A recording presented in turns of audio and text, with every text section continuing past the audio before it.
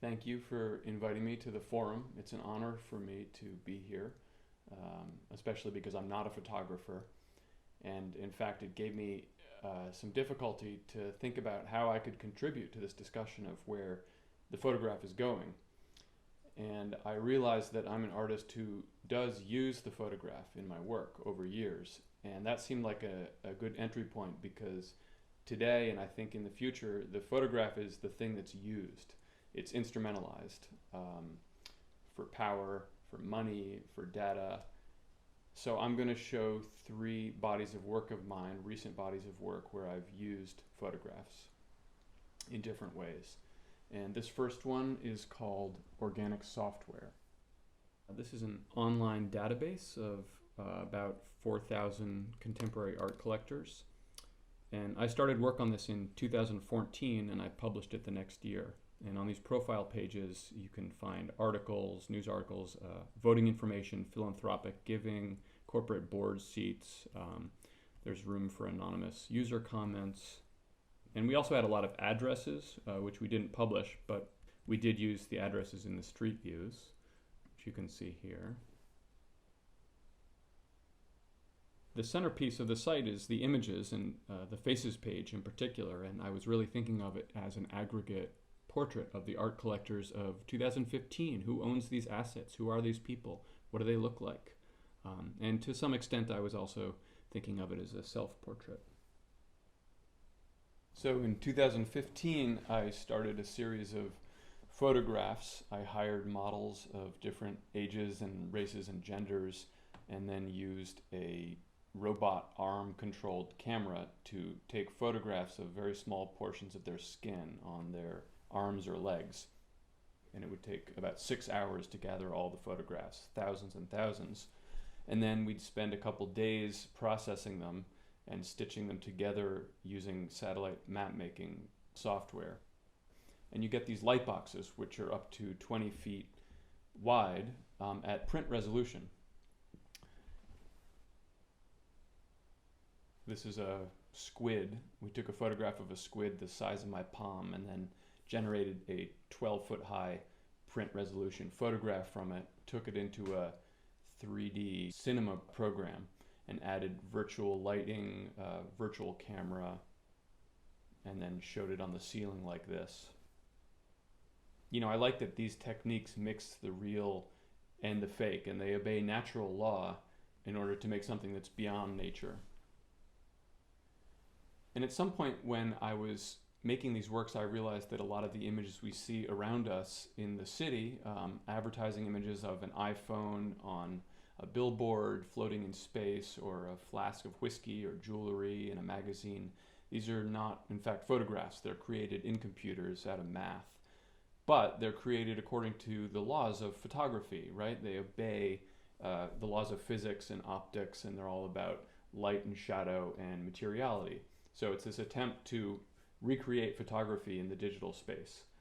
And I thought, well, maybe this is photography now, and people certainly take it as photography. So I started this series called Social Space, photo paintings, where I generated objects in the computer, either bone-like, flesh-like objects, or things that seem like tools or jewelry. And then I would print them out and manipulate those surfaces with chemicals. So, you know, what do these different artworks have in common?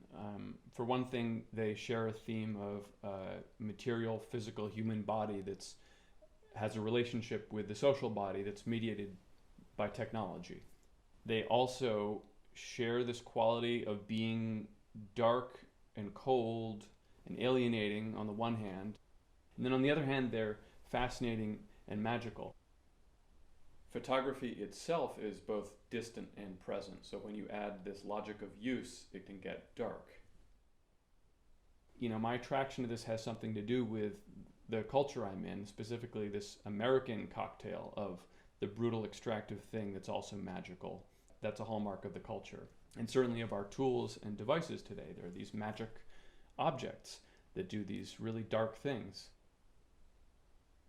I started thinking about it in terms of, well, there's the figure of the necromancer in fantasy, which is the sorcerer who uses the dark arts to get in touch with the dead and can even command the dead for power and personal gain.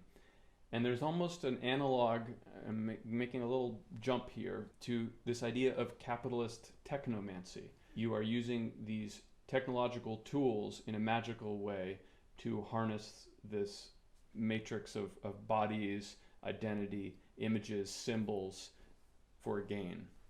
And that ties back to necromancer, necropolitics. You know, this state excels at administering death, either directly or indirectly. I mean, it can do almost nothing for its citizens, but it can administer death and suffering.